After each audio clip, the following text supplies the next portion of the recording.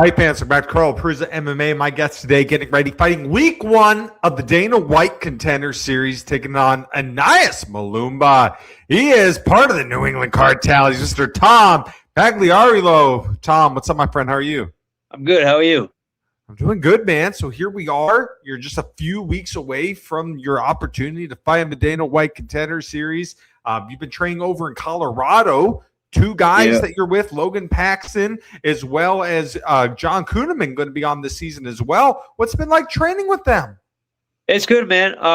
Different weight classes, so I'm not with them a ton, but I see them probably once or twice a week. But it's been good, man, just having that energy in the room, knowing we're all getting ready for a big show. I know John's the same night as me, so that's cool. Yeah, it's pretty awesome having three guys like with a chance to punch their ticket to the big show.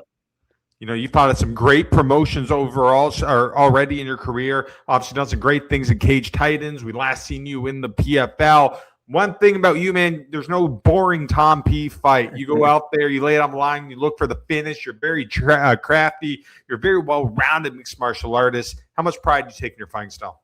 Yeah, a lot, man. You know, I've been training a lot with Corey Sandhagen out here, and the one bit of advice he's been giving me is like, you don't need to change your style at all just because you're on the Contender Series. Like you're not a boring guy. Like just go fight how you fight, and good things will happen. So I think I'm built for shows like this, and I'm excited to go display it on a big stage like this.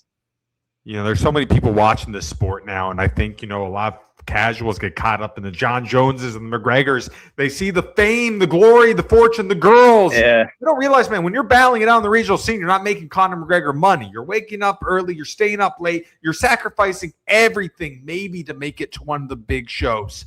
For you, man, you've been doing this for a while. What's made you keep wanting to do it?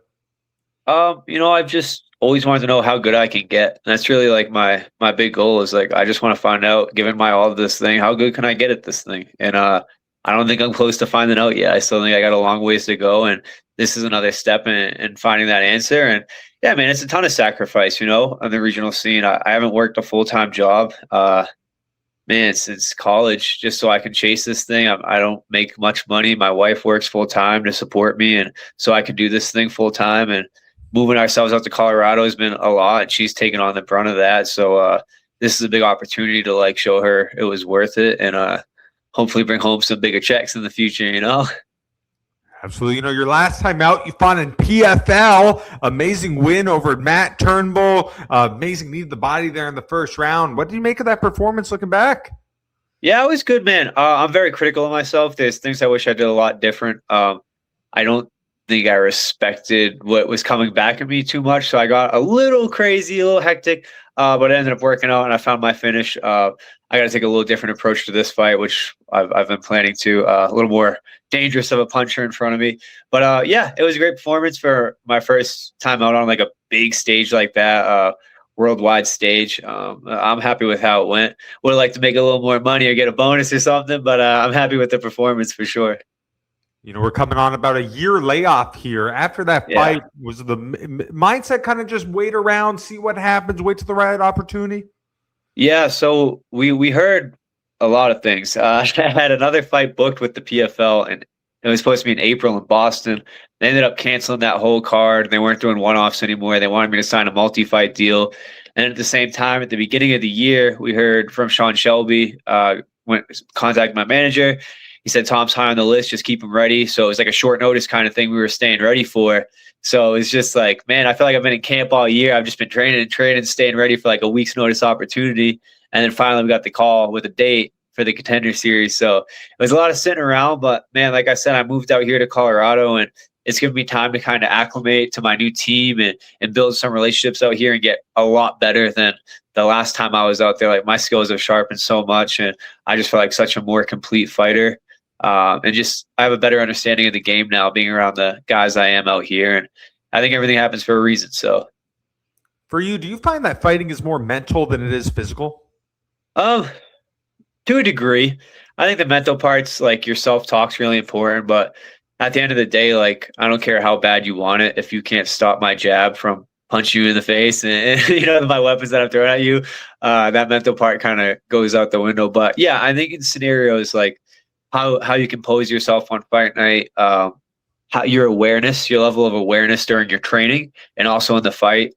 It's a whole lot of discipline to like stay locked in for those 15 minutes and be aware of everything you're doing, the mistakes you're making and need to adjust, what's being thrown at you. I feel like that's where I do a really good job. I think that's what separates me. I kind of think Corey's a little bit like that too. So it's worked out great being out here. He's like a big thinker. He really puts a lot of thought into what he's doing. So that's been a cool thing for me to be around, but I think that's where I'm going to separate myself August 11th. What's it been like training in the altitude? Do you think that's done some positive things for your game? Yeah, man, it was brutal. When I first got out here, I felt like I haven't trained a day in my life. I was like, this is crazy. I'm still acclimating to it. They say it can take up to like a full year to like fully, for what we're doing at least, to like fully acclimate. But feeling a lot better now. And yeah, I think it can only help, going to fight it. Vegas has got some elevation, but it's nothing like this. I think they're at like 2,000 feet or something. So I'm looking forward to that, having a little extra juice in the tank for sure. So where were you at, man, when you got this phone call that you were going to be getting your opportunity on the Dana White Contender Series? I was in the car driving to my next training session. So I was at Corey's gym, Tiger Beetle. They just opened up. I just left wrestling practice, and I was on my way to strength and conditioning. And my coach called me and said, hey, we got the call.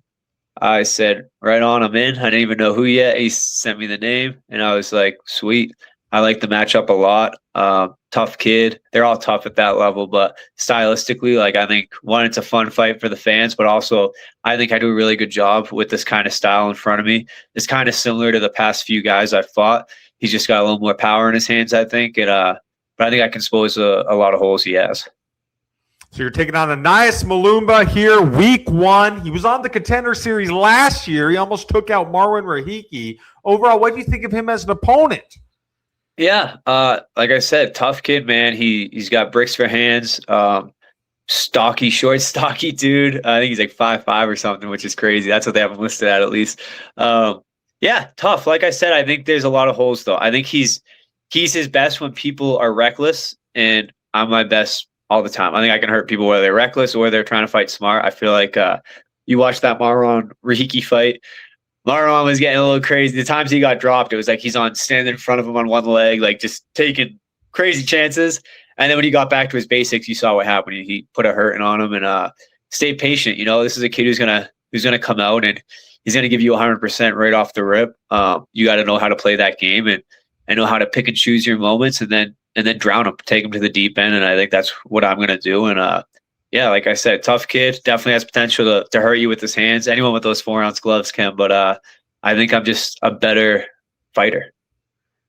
I don't know if you watched week 1 of the Contender Series last year, but one of the complaints was not all the fights were exciting and entertaining enough.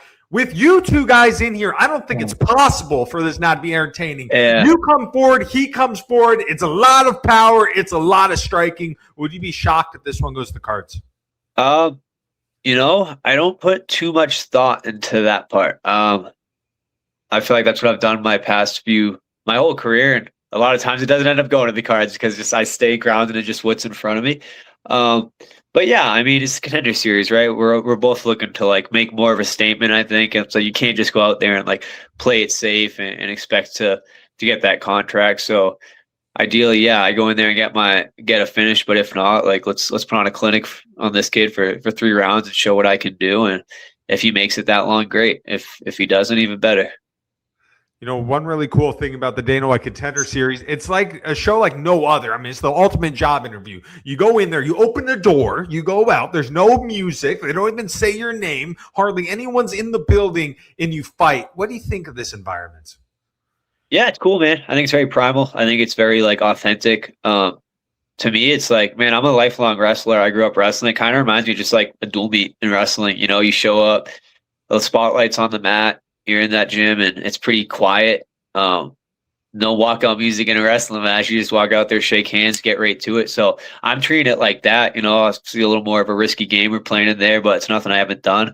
I'm real good at, I think, staying grounded in what's in front of me and not getting caught up in like, oh, there's Dana or there's, just like the environment. I'm focused on competing and what's in front of me. I've had the experience of fighting in front of Dana before on Dana White's Looking for a Fight. He came to Boston, fought in front of the Encore, and I'm not even thinking about him while I'm fighting. I'm thinking about dealing with this guy in front of me, and then you get your hand raised. You're like, oh yeah, hey Dana, like forgot he's even here.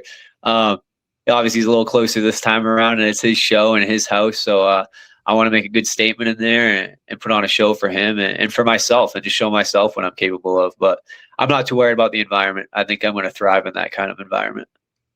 Absolutely. Another unique thing about this one is you're doing it in a smaller cage as opposed to the ones in the studio or arena type of platform.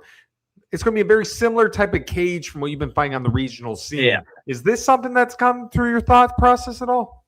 Not really. Like you said, because I'm kind of used, it's probably like, to me, a normal size cage and is going to feel pretty normal.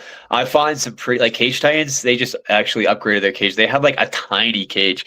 And then at Tiger Beetle, we have a little like cage setup. The way they built the walls is like a little octagon, and that's even smaller. It's real tight in there. So that's what we're training in.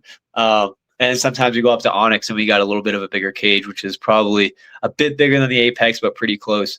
But no, I just think when you're a good fighter, you fight no matter what size is around you or your surroundings. You're just good at handling it. And I think it's going to benefit me a lot, that smaller cage, especially when I'm in his face pressuring him. I know he's the shorter, stockier guy, probably wants to pressure me, but I think a lot of guys are surprised when they fight me. Like, I'm this tall, rangy guy, but how well I do it, putting them on their back foot and staying in their face. I think this fight's very similar to that Don Chanis fight that I had at Cage Titans in that little cage. Similar build, guy's going to try and do. I know this kid's a little more dangerous on the feet, throws a little harder, but very similar approach. I got right in that kid's face, and we saw what happened there. So I'm looking to do the same thing. You've been on an amazing win streak here, 4 fights in a row, 4 finishes in a row. Don't want to dwell on it, but took on Olivier Muriad there in 2023, a guy who's on the Contender, fought Kama Worthy, very tough guy. Didn't go your way. What were some of the takeaways from that fight that's maybe helping this big run that we're on right now?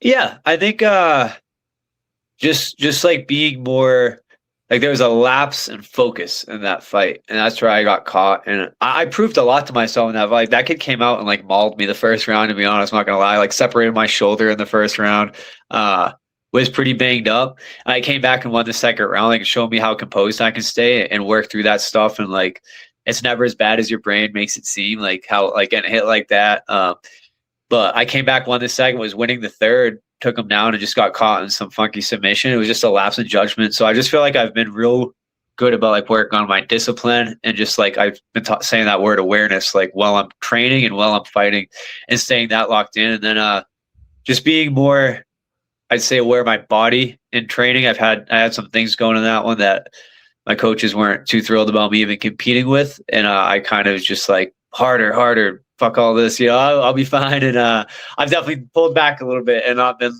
so much like that. So listening to my coaches a little more and taking their advice on that kind of thing.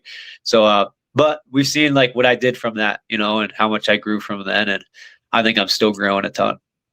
The life of a professional fighter is a roller coaster. There's high moments, there's low moments. Yeah. For you, how do you think you have grown involved as a person from competing in this? Yeah, I'd say a ton. It really makes you appreciate the little things and just how much is like out of your control. Fighting really is. There is so much luck involved. Like we were talking about, injuries, things like that, illnesses. You can do everything right in camp and things still might not go your way on fight night.